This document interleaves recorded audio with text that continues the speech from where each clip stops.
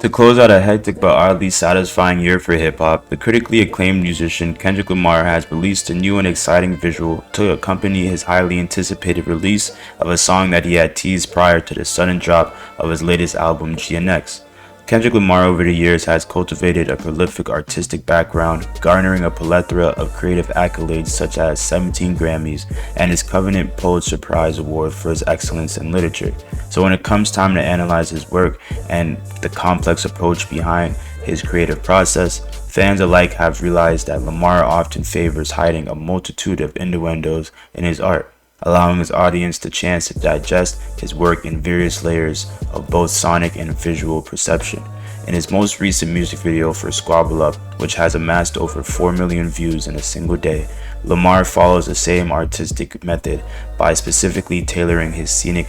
presentation to be an illusion of the diaspora of African culture embedded within the seams of America. Most importantly, California, the state Lamar chooses to represent in its entirety, notably portraying the good and bad instances of his reality in an attempt to reconcile with his past trauma and help bridge the division between warring factions of the same people. Since Lamar has such an acquired taste in production, his videos offer a unique sense of entertainment, which commonly revolves around the viewer emitting some form of self-reflection during the duration of each video. To help the audience at home properly decipher between each and every Easter egg, I will explain each hidden message in its entirety, frame by frame. Please do not feel discouraged if I miss something, because there might be, well, I'm not sure yet, but there might just be a part 2. The first obvious Easter egg is the freeway exit sign that hangs promptly over Lamar's head. Iconically, this green traffic indicator refers to the 105 freeway exit sign you'd most likely travel past in order to reach several culturally revered locations in California. For instance, Long Beach Boulevard is a central location Kendrick depicts on his debut album, Section 80, specifically on the song Keisha's Song, which is a little redundant, but if you heard the song, you understand what I'm talking about. There's a young boy who's also standing on top of the scaffolding, allowing viewers to quickly assume that this could be a nod to Lamar's famed Good Kid, Mad City album, as the boy is seen seemingly unsure of the proper way to safely get down, alluding to the underlying message Kendrick has passionately relayed in several songs, where he believes that he and many alike are good-hearted individuals who find themselves placed firmly in the grip of poor circumstance as they traverse the violent and dangerous path of the Compton lifestyle. Next to the landmark, we have Kendrick standing center stage in a rather nonchalant yet somber stance. Dressed in a blue baseball cap, sweater, and even blue shoes, this attire in its own right is alarming due to Kendrick's lineage in relation to the urban culture and street politics that often aid in dividing California as a whole. Both he and his family have strong ties to the Piru or Compton blood gang that has remained a pillar in establishing several hallmark traditions and even prolonged civil wars shortly after the origins of the West Coast were developed. Their trademark color to represent their once clandestine organization is red, a color normally brandished on flags, shoes, and casual clothing to show their affiliation and obedience to the Piru collective. However, Kendrick is seen completely draped in a distinct shade of blue, similar to the same blue his hometown team, the LA Dodgers, are famous for. One can assume Kendrick is showing admiration for not just the Dodgers and their historical win in this year's World Series, but also the opposing gangs in California that often wear blue to represent their connection to the Crips, who have notoriously feuded with Pirus since the inception of both enterprises. It's also important to note that he has a song on his latest album, GNX, titled Dodger Blue. Next to him during the opening shot stands a young female performer whose choreography bears resemblance to the dance known as crumping. However, after further observation, you realize she's actually mimicking a dance style predating crumping, called clowning, ironically pioneered by the same driving force that brought us crumping, Tommy the Clown, in early 1992.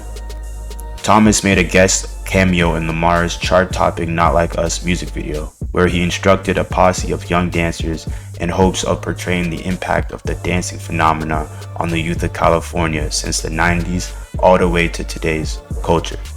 Before moving on to the next frame, it's also important to point out the setting of this whole experience is a mirror image of a music video from 1999 from The Roots, titled The New Movement.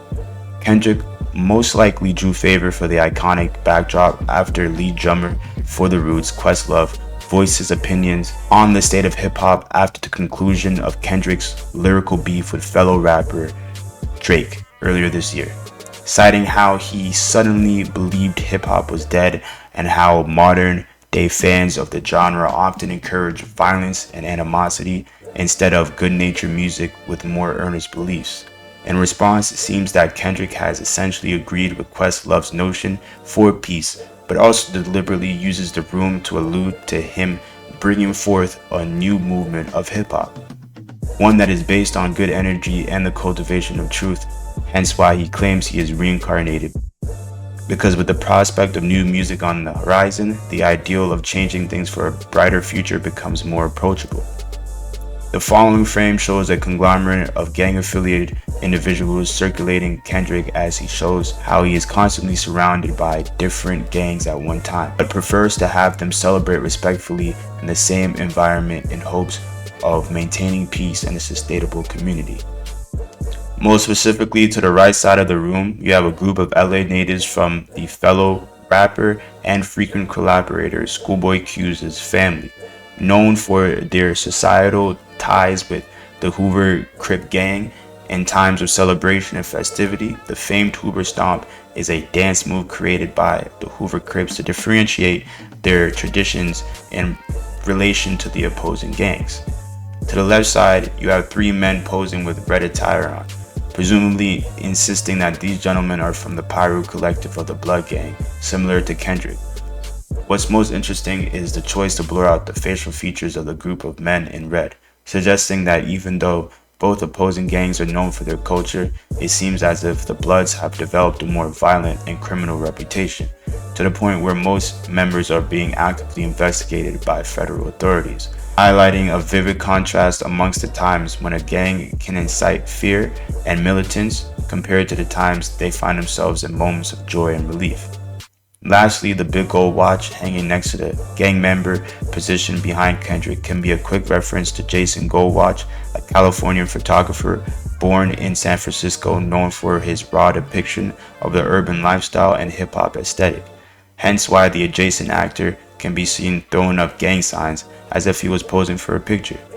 Lamar cuts to the next frame where he adorns walls in more subliminal imagery. Draped on either side of the scene hang what most pro-abolitionists refer to as the African American flag, which is seemingly a combination of the Pan-African flag used to show pride and camaraderie in reference to African heritage, and the traditional stars and stripes layout of the American flag, showing once again that Kendrick is acknowledging the abundance of African culture that stands as a foundation for the American institution since its birth. Riding behind Kendrick are two actors on special adult-sized tricycles. One of these bikes has a cart mounted to the rear railings. On the cart itself, there's a spray-painted insignia that reads simply, "That Go," which is a callback that is garnished in an immense amount of nostalgia. The same bike design was used in a renowned music video from the Oakland collective Chunk Boys. This time around, Kendrick is not just relating more general aspects of the Compton livelihood and African experience, but instead paying homage to an entirely different section of California, going as far to have the phrase "hyphy" sprayed on one of the writer's shirts in order to pay respect to the contribution of North Cali hip-hop legends who stem from the Bay, Oakland, San Francisco, and Richmond area. In front of the writers, Kendrick is reading a book ironically entitled How to Be More Like Kendrick, but for Dummies. The context behind this is more intriguing than most would think, since Kendrick has publicly embraced his religious belief at the dawn of his rap career. He's often addressed his battle between good and evil, and his struggle to find a foothold in his life as a Christian. However, as of recently, albums such as Mr. Morale and the Big Steppers and the imagery portrayed behind it shows that Kendrick has came to the realization and is in full belief that we, as men of God, are made solely in the image of the Creator, and even though we might not be able to achieve the exact divinity of Jesus Christ, everyone is able to be a good person and act just like Jesus would in relation to God's teachings. So therefore, with the belief that Jesus is merely just a more covenant version of a mortal man,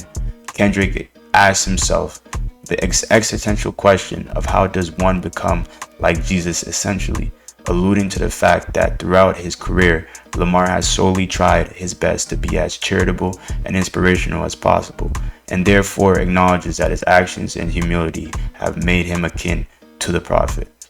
Kendrick switches frames to the next scene where we are met with what seems to be an eccentric character of some sorts inspired by the Spike Lee movie Do the Right Thing,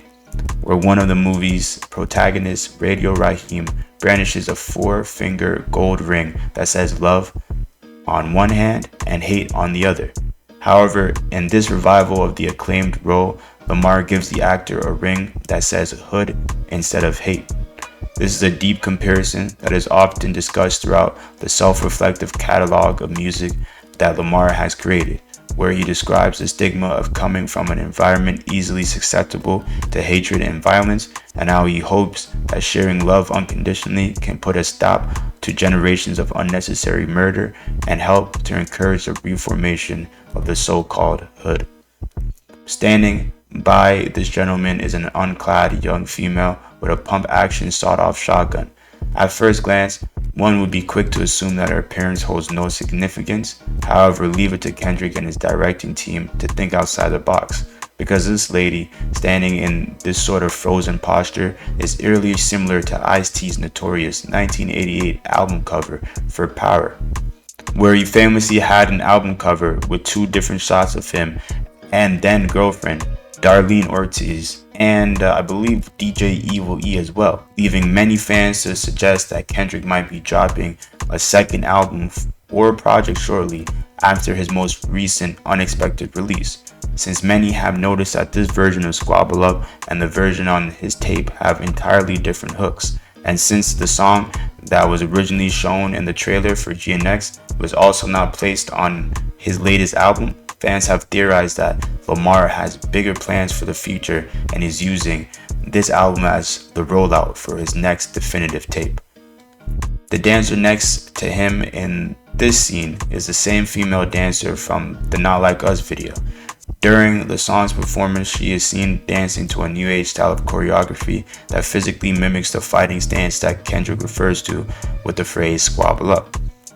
showing Lamar's continuous efforts of showcasing various unknown talent from his city and placing them on a pedestal. Next to her, there is an ongoing skit where a man gets knocked out by a female after trying to fight her boyfriend. This represents the strong and supportive females that often make up the backbone of most households and relationships in urban environments. The scene then cuts to 2 people standing in front of a chalkboard with scrambled letters. This is a throwback to the infamous Soul Train television show that was historically filmed in California for approximately 23 years. Later in the scene, the pair begin to spell a Latin phrase that roughly translates to everything means something, a beautiful artistic foretelling that every second of this video, as well as every verse in Kendrick's song, is meant to be interpreted logistically, as there might be multiple defining reasons for its appearance or mention. The frame then pans over to a group of young women in front of a retro-themed picture backdrop, similar to the ones used throughout the 90s and Y2K culture. Zooming out entirely, you can now see Kendrick holding a controversial sign that reads, "Jesus Saves Gangsters Too,"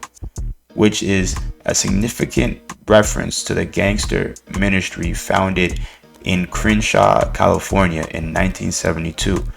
This secular organization aims to provide a new life for former gang members and those who find themselves with guidance and encouragement in the midst of gang life or the abandonment of it. Even the colors of the text that adorn the sign are relative to the abundant prevalence of Crips and Bloods in California.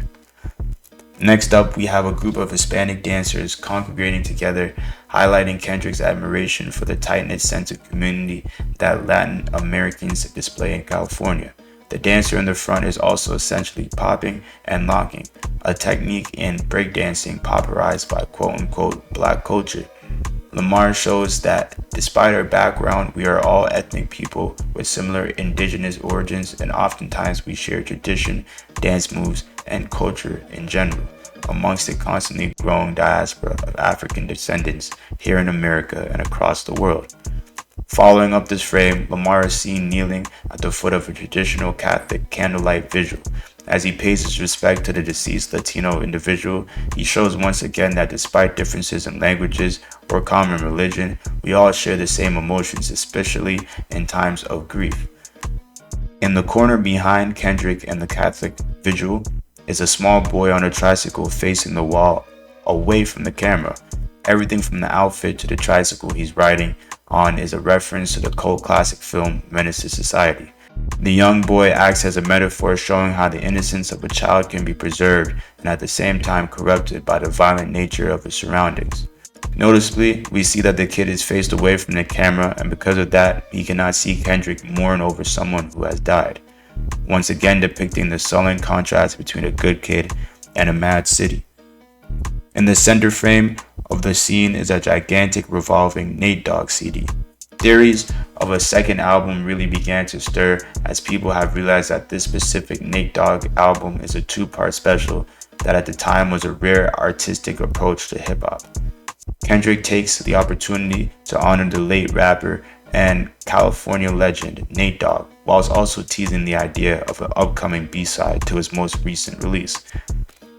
The music video then cuts to its second to last frame, where the most prominent figure is a little boy sitting in the corner of the screen whilst operating the hydraulics on a classic lowrider, once again showing how the innocent often idolize the glitz and glamour of a lifestyle normally riddled with danger and lustful afflictions, and how they often treat their lives and things in them as a game. The three dancers behind Kendrick are all dressed in similar attire, representing the clothing trends of Compton, California, and they all sport the same white tee and blue ripped jean combination. In the last frame of the video, we see Lamar standing next to a figure dressed in archaic biblical clothing. This character is supposed to be none other than the Black Moses from the Black Moses album cover, released by Isaac Hayes in 1971. Uncoincidentally, the Black Moses album was also a special double album where Hayes released multiple bodies of work at the same time, which completely shocked his audience. Some could say that this approach is reminiscent of Lamar's artistic process, where it seems that he might be sitting on more music than expected. Next to the Black Moses sits a small picture of Black Jesus with a $40 price tag on it. I believe this is another one of Kendrick's many takes on religion, where he has realized that the true figureheads of the Bible all came from the same ethnic background as him, and even though the truth is readily available, it's only up for consumption once you get past a sort of predetermined paywall. However, pictures of a Caucasian Jesus are often in abundance with no admissible fees, normally scattered throughout churches as propaganda, or at least to heavily influence the masses to believe that the Caucasian initiative and the Caucasian reflection of the Bible is the only predestined way to live a super divine life. Above Lamar's head is a banner showcasing the Compton Christmas Parade. Many are left to speculate that this means that there might be more music by Christmas, or if he has set his sights on being the marshal of the parade once again, just like he did previously in 2015. And lastly, Lamar ends the music video with him dancing next to a statue of a Black Panther. This statue refers to him and his avid activism, his revolutionary mindset, and his fight against the injustice of African descendants around the world. Also, the statue serves as a double entendre, as the same Black Panther statue was often found in a plethora of quote-unquote African American households in 90s America, becoming a staple for most African descendant families to decorate their living spaces with ornaments and centerpieces that remind them of their sub-Saharan lineage. Thank you guys for sticking with me, bearing with all the technical typos, the verbal imperfections, and